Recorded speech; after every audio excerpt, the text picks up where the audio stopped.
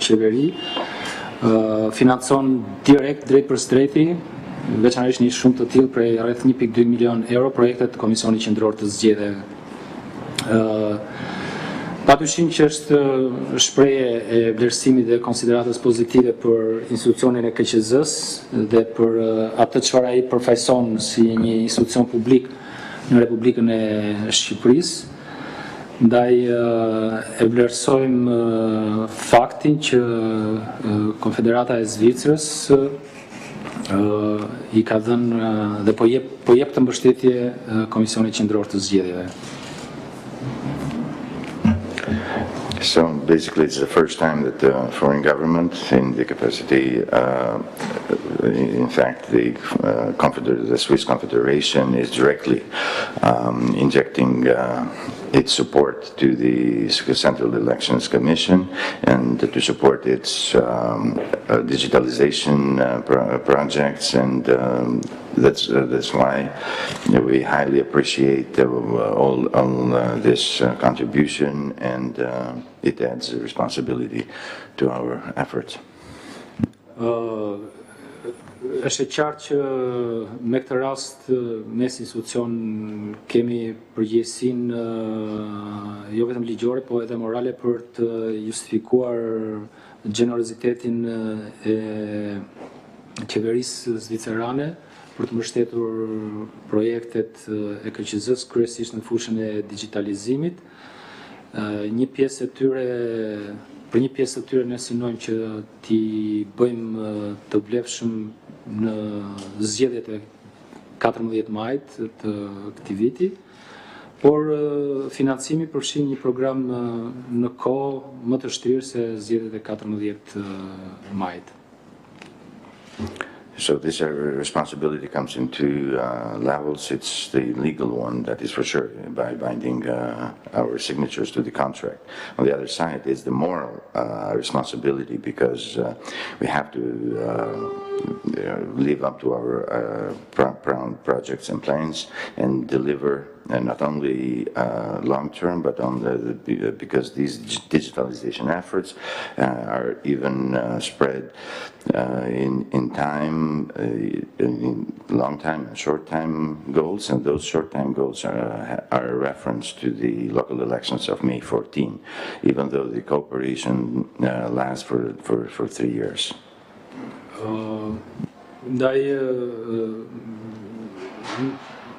Është realisht momenti për jo vetëm për arsyet formalitetit të rastit, por do duhet që ta falenderojmë sinqerisht qeverinë e Zvicrës për këtë kontribut, pasi në vetvete vlera e financimit është mjaft signifikative dhe ndihmon goxha Komisionin Qendror të Zgjedhjeve për të përmbushur ato obligimet e tij në kuadër të rritjes së kapaciteteve dhe forcimit të tij si institucion. Our most sincere thanks go to the government of Switzerland, to the Swiss Confederation, to the Embassy of Switzerland in Tirana, because this is a huge contribution, and it is highly appreciated from our side. Dhe në mënyrë të veçantë do doja të falenderoja ambasadoren e Konfederatës së Zvicrës në Tiranë, zonjën Ruth Huber, dhe stafin e saj, të cilët kanë bërë gjithçka që ka qenë në dorën e tyre për ta bërë të mundur në shkrimin e kësaj marrëveshje në një kohë relativisht shumë të shkurtër. So I'd like to sincerely thank Ambassador Ruth Huber and her staff for making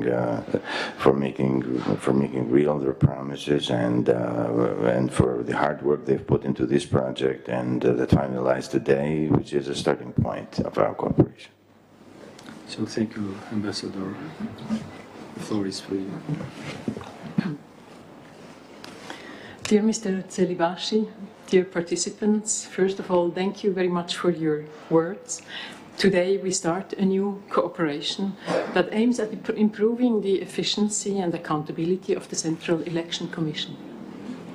Faleminderit zoti Celibashi, faleminderit pjesëmarrës. Sot është hapim fletën e parë të një kapitulli bashkëpunimi që synon rritjen e aftësisë dhe përgjegjësisë së Komisionit Qendror të Zgjedhjeve.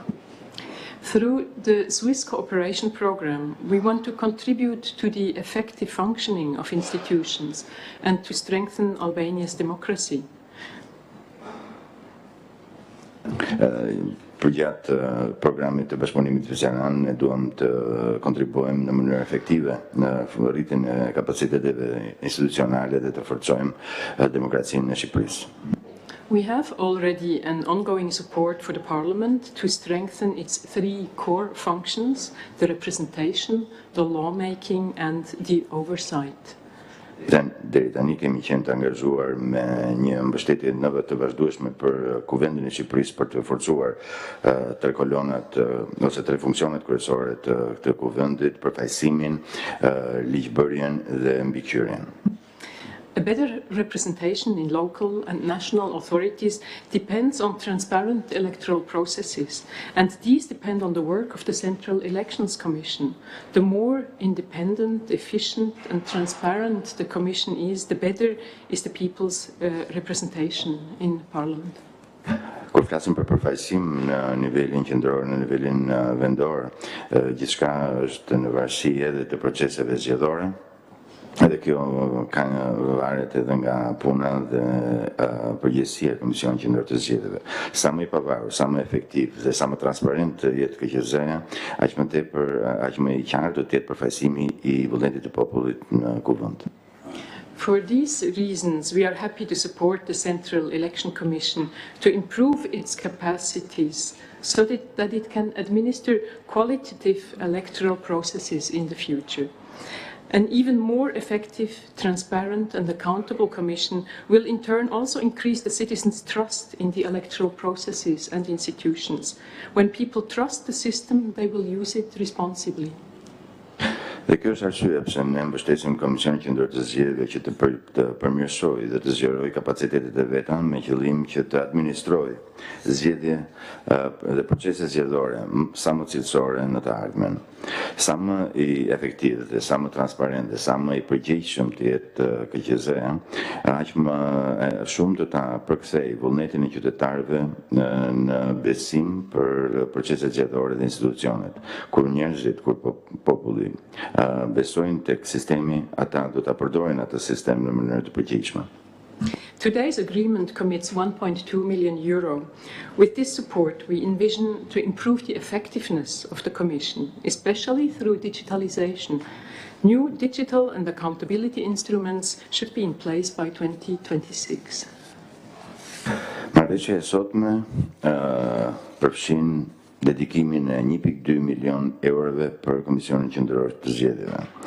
Kjo mbështetje parashikon rritjen e përgjegjësisë së Komisionit Qendror të Zgjedhjeve, sidomos në përpjekjet e veta për rritjen e digitalizimit të proceseve të punës.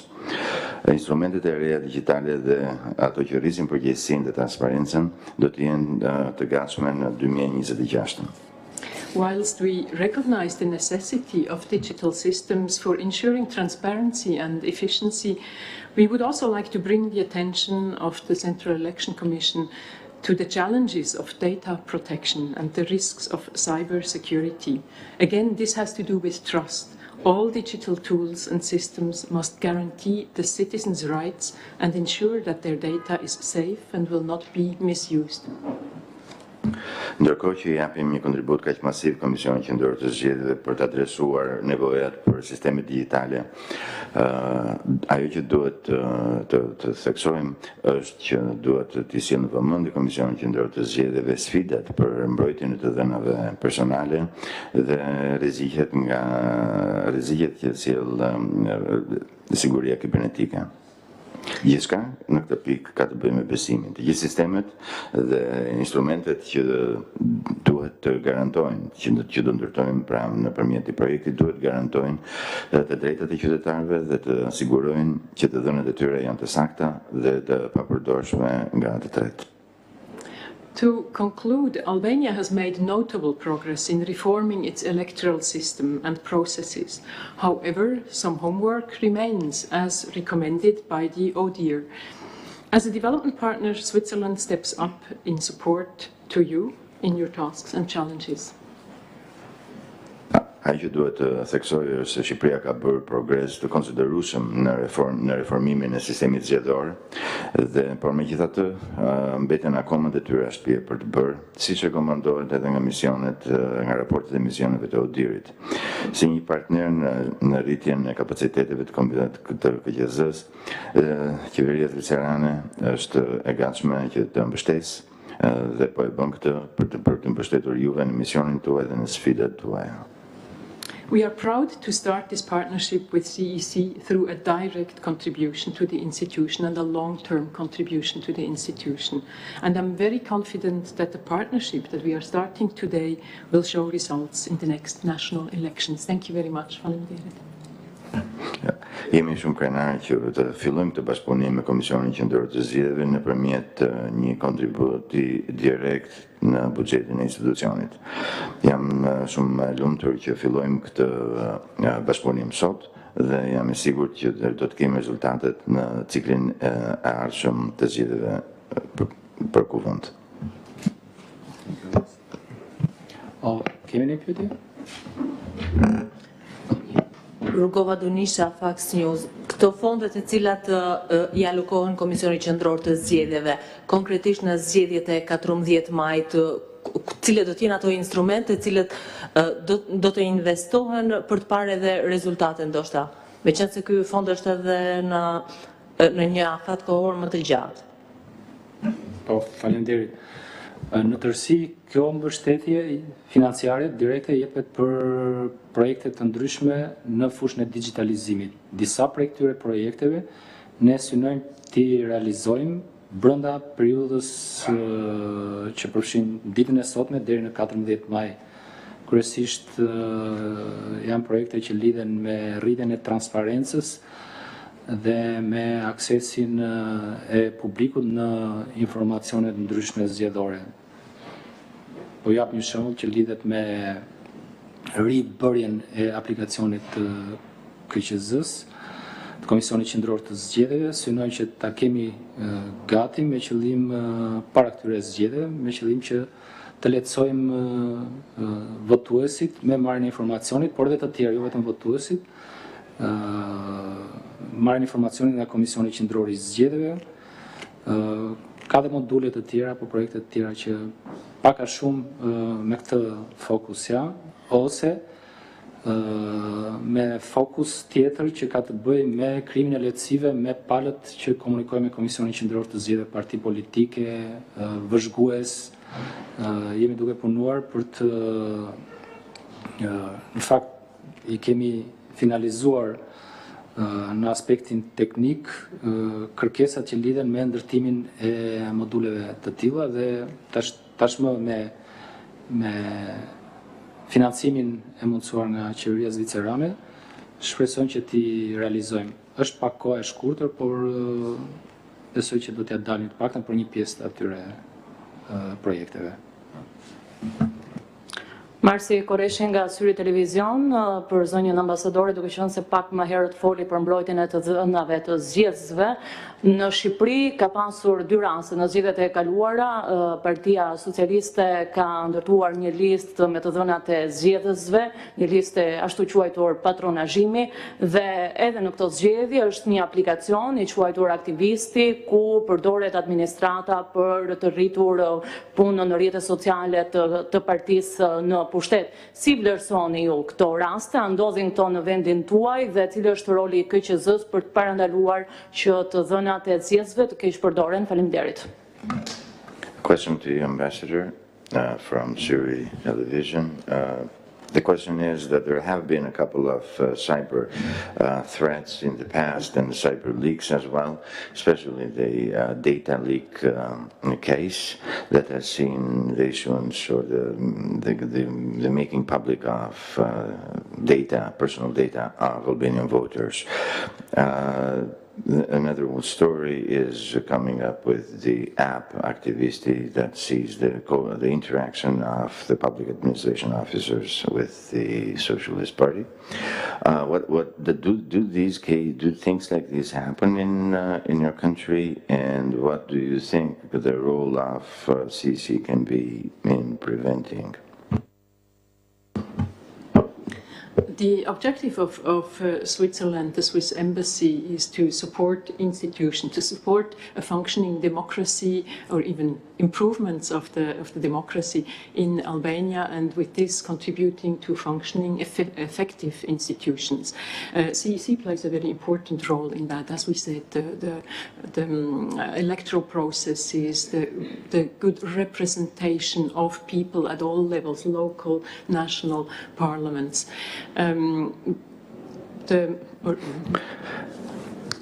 Ambasada Qeqeria zvicerane dhe ambasada e Zvicrës mbështesin institucionet për të përmirësuar punën, për të rritur transparencën, për të ushtruar përgjegjësitë e tyre, dhe këtë kemi gjetur edhe tek Komisioni Qendror i Zgjedhjeve si partner. We think that digital instruments are very important to increase the transparency of each institution and also the access of the population to information. So that's why an important part of this cooperation is to introduce and improve digital instruments. But we are well aware that there are also risks with digital instruments. We know about the cyber attacks. So there are risks there. That's also why we draw the attention to the importance of data protection. To the specific app, I think I cannot comment on that.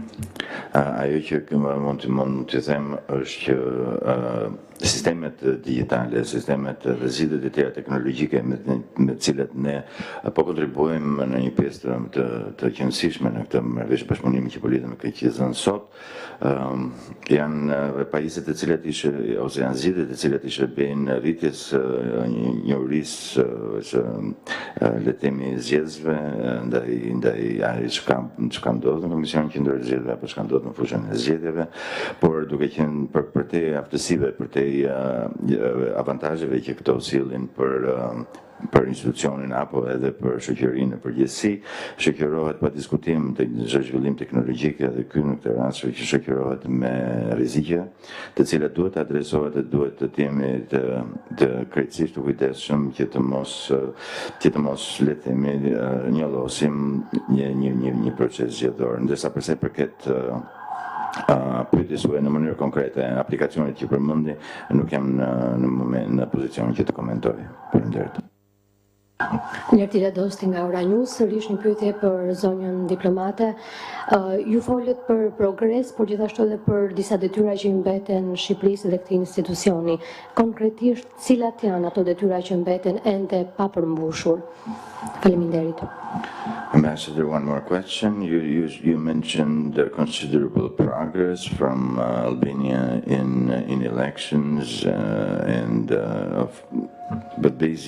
but you mentioned also that there are homework still to be done as based on the ODIHR recommendations. Would you be willing to go more specific into these still outstanding homework? Actually, I don't have the ODIHR recommendations very present right now. It's just very important for us, these type of internationally recognized institutions as ODIHR, they are... Mirë që konferencë për bashkët e kreut KQZ-s Celibashi dhe ambasadores Zvicrës në vendin tonë. Ishte gjithçka për këtë hapësirë informative. Kthehemi pas pak me lajmet orës 11.